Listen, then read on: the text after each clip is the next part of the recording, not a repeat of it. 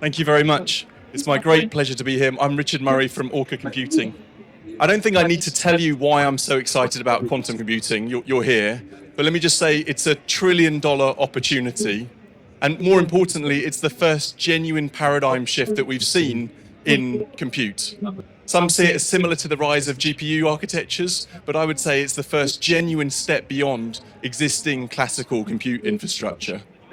But I'm here to tell you that quantum computing actually has two really pressing challenges that are significantly limiting the market size today. And those are the practical scaling up of systems, commercially and practically.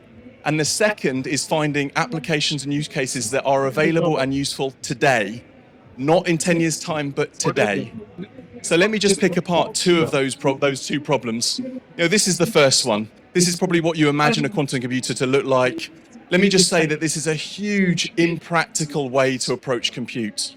Ultra low temperatures, $1 million cryostats, and that only gets worse as you add qubits, as you add computing performance.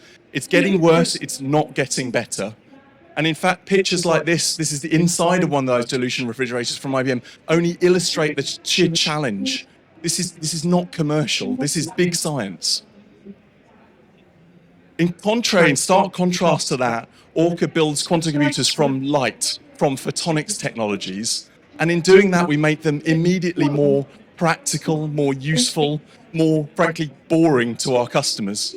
You can see here Orca's product. It's a boring rack-mounted server rack, and our customers love it for us. There's no surprises, there's no science. It just plugs in and works, exactly as large data center providers expect.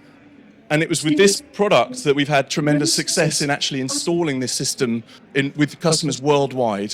So today we've installed 9 of these systems with leading high-performance computing centers, including the first installation of a quantum computer in the Kingdom of Saudi Arabia with NEOM, and the first installation of a quantum computer in Eastern Europe with our partner at Poznan Supercomputing and Networking Center.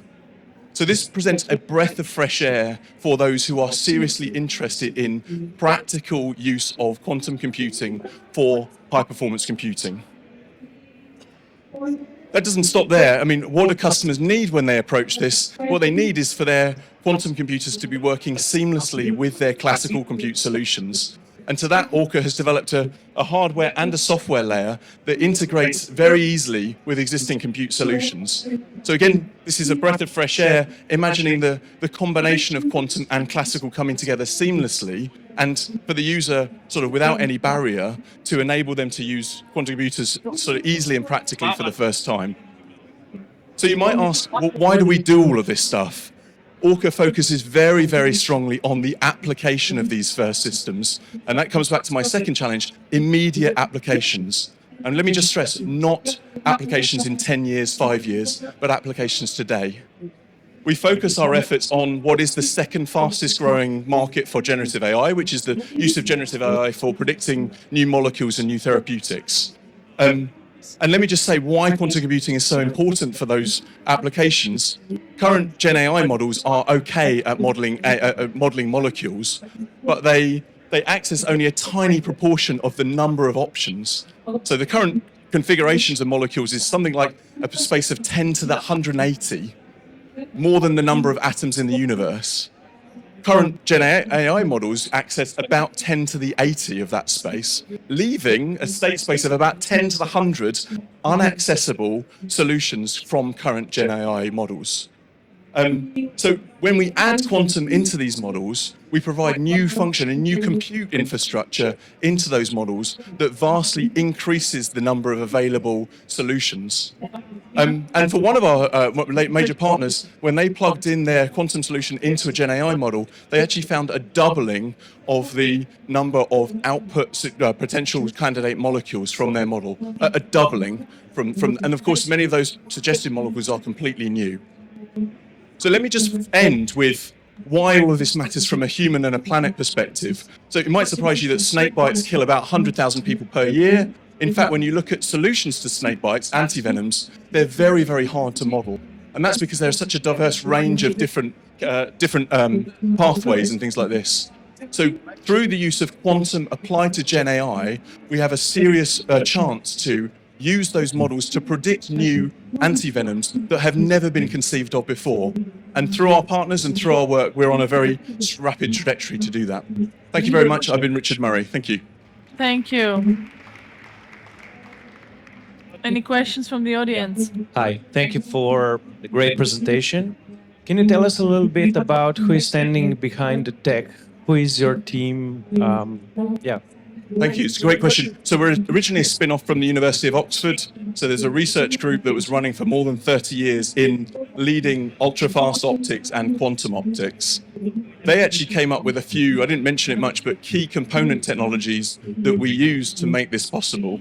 They're actually component technologies that allow you to take advantage of telecoms components, but with single photons, with quantum information. So this is not all recent. This is on the back of about 30 years of research into leading quantum and optics. Thank you.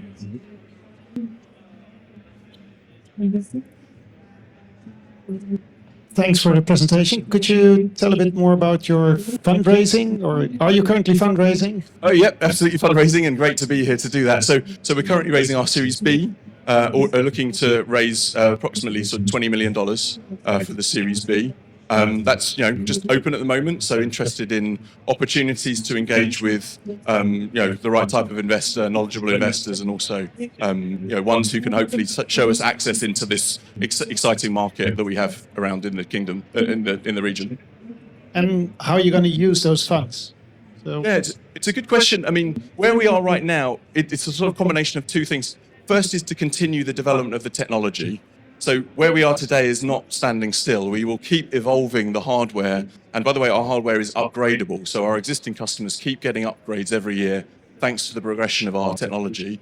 But the second is much more practical and quite different for quantum. It's about working capital to roll out our system to a much wider community of end users. So those 9 systems I suggested we have installed, we'll be expecting many, many more customers to adopt quantum computers. And quite frankly, the target for us is AI, the big AI factories that are and putting quantum into those systems to provide this amazing capability.